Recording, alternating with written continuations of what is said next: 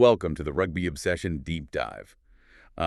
Today we're unpacking a really high-stakes coaching shakeup in New Zealand, and it's sending these huge tactical shockwaves all the way to South Africa. Yeah, it's a massive story. And before we get into the whole chess match with Dave Rennie, Rassie Erasmus, and that whole Tony Brown factor, Oh, right, yeah.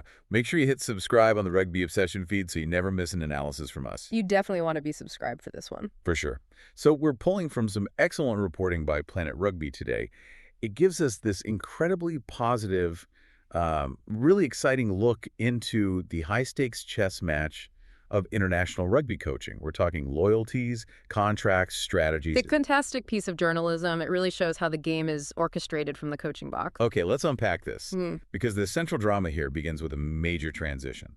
Scott Robertson has been dismissed as the All Blacks head coach, and the legendary Dave Rennie has stepped into the role. Which is a profound shift for New Zealand rugby.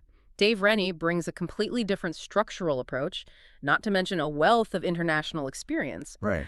But the fascinating part of this Planet Rugby reporting isn't just about what Rennie brings to the All Blacks. It is about how his appointment is being celebrated within the Springbok camp. Which seems totally counterintuitive at first glance. I mean, why would the South African coaching staff be so relieved about the internal hiring decisions of their biggest rival? Because of who didn't get the job. From a South African perspective, this New Zealand coaching shakeup is actually a massive victory. Rennie getting the job means that Jamie Joseph missed out. Oh, okay. And Jamie Joseph missing out was exactly the domino effect that Springbok head coach Rassie Erasmus was hoping for. He wasn't necessarily worried about coaching against Jamie Joseph. He was worried about the personnel Joseph might take with him. And that brings us right to the key figure in the middle of this entire coaching carousel. Yes. The Tony Brown factor. Yes, the Tony Brown factor. For anyone tracking the backroom dynamics, you know Tony Brown is the former All Blacks fly half, and he is currently running the attack for the Springboks. The moment Scott Robertson was dismissed, rumors started flying that Brown was going to pack his bags, leave South Africa, and return to New Zealand to join Jamie Joseph. If we connect this to the bigger picture, it becomes very clear why the rugby world immediately jumped to that conclusion. Tony Brown and Jamie Joseph are widely viewed as a package deal. Right, they have a ton of history. Deep, intertwined history. They worked together for over a decade. They built that highly successful system at the Highlanders. And they took that exact same synergy to the international stage with Japan. Precisely. In 2019, they orchestrated a masterclass in tactical execution with Japan. They also campaigned together during Joseph's previous bids to become the All Blacks head coach in 2019 and again in 2023. So it makes perfect sense why those rumors gained traction. Everyone just assumed Brown would naturally follow Joseph into the All Blacks setup. Entirely logical assumption, Sure. but it also highlights the very real anxiety that must have been bubbling in South Africa. Oh, man. Losing your attack coach just as he's integrating a new system would be brutal. And that tension actually sets the stage for one of the most brilliant, memorable anecdotes from the source material. It happened recently at the SA Rugby Awards. A great night for South African rugby. Totally. Rassie Erasmus won Coach of the Year. Malcolm Marks and Ethan Hooker also won big. It was a really celebratory atmosphere. Very positive vibes all around. Exactly. So during an interview with Rassie, ex-Springbok hooker Hanyani Shamanj makes this amazing joke. He asks Rassie if he had requested the deputy president to confiscate Tony Brown's passport so he couldn't return to New Zealand. It is such a clever piece of banter. So good. Yeah. And Rassie's response was super positive and really revealing. He said, "We're working on Tony. Luckily, Dave Rennie got the job and not Jamie Joseph, so we're on a good footing so far." That quote is incredible because he's not hiding anything. Rassie values the current backroom staff immensely. He wants to keep that powerhouse team intact. You look at that brain trust, and it is just terrifyingly good. It really is. You have Jerry Flannery managing defense, Felix Jones doing analytical work, Dan Human on the scrum mechanics, He's Juan DL stick on the fundamentals. Dion Davids dissecting the lineouts, and Dwayne Vermeulen bringing that modern breakdown knowledge. Rassie knows that the evolution of Springbok rugby relies on keeping these specific people together. It's a delicate ecosystem.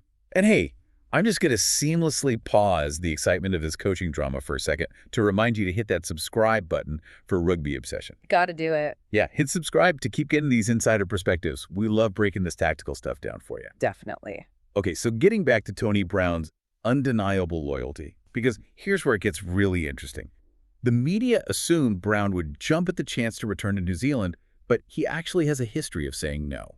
That is a crucial piece of context. Brown actually turned down New Zealand rugby during Ian Foster's tenure, and he previously snubbed Scott Robertson as well. So he's not just desperately chasing the badge of his home country. Exactly.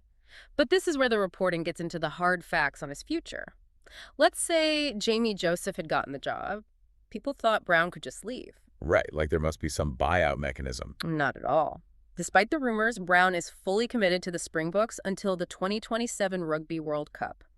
And importantly, his contract does not contain an exit clause. Wow.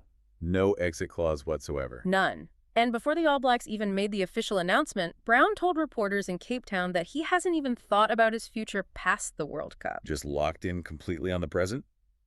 Which is wild focus. Yeah. Speaking of the future, though, Rassie Erasmus recently extended his own contract through the 2031 Rugby World Cup in the USA. Which provides an immense anchor of stability. Huge stability. But even though 2025 was a hugely successful year, you'd think they would just ride that momentum. You would think so, but Rassie is adamant about wiping the slate entirely clean. Just completely starting over. Yes. He insists that once the whistle blows, 2025 is forgotten. They are solely focused on the massive upcoming test matches. The schedule is a gauntlet. They have the Barbarians, the Nations Championship, and the Greatest Rivalry Series. And that is exactly why having a settled coaching staff is pivotal. They need to transition from the chaos of the Barbarians straight into the structured pressure of the Nations Championship. Having Brown secure in his role allows them to channel all their energy into execution. It is shaping up to be a fascinating season. But looking at how all these pieces have fallen into place, this raises an important question. It really does, because Tony Brown has openly expressed a desire to coach his home country one day. Right. And right now, he is a pivotal part of the Springboks' evolution. He's learning their DNA from the inside. Considering how difficult they are to beat under this coaching staff, will his stint in South Africa ultimately turn him into the mastermind who finally cracks the Springbok code for the All Blacks in the future? Oh man, that is heavy. He's helping build the fortress right now, which means he's going to know exactly where all the structural vulnerabilities are later. He will know all the secrets. That is an intricate layer to this whole dynamic. We would love to hear what you think about this long-term chess match. Do you think Tony Brown will stay with the Springboks past 2027? Or is the pull of the All Blacks inevitable? Drop a comment and let us know your thoughts and opinions on this. We always appreciate the tactical insights you bring to the discussion, so definitely weigh in. Yes, please do. And one final energetic reminder, hit that subscribe button for Rugby Obsessions so you don't miss any of our breakdowns. Thank you for listening to the Rugby Obsession Deep Dive, and we'll look forward to you listening to our next episode.